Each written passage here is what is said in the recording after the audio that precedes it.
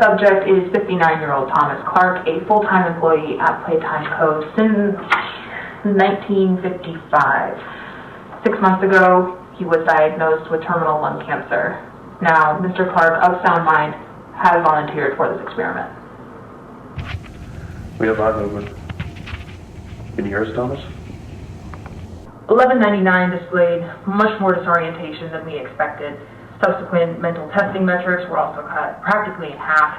It's just conjecture on my part, but I don't believe he knows where he is or what's happened to him. To make matters worse, the other experiments could tell 1199 was different.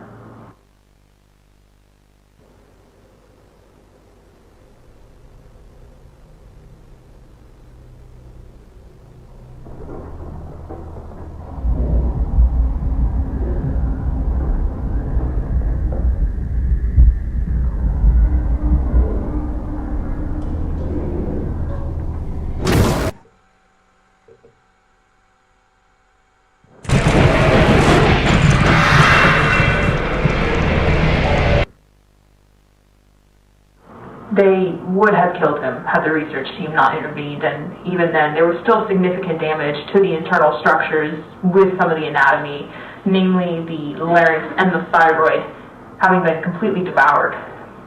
It took 12 hours in surgery to stabilize 1199. We keep him separated from the others now.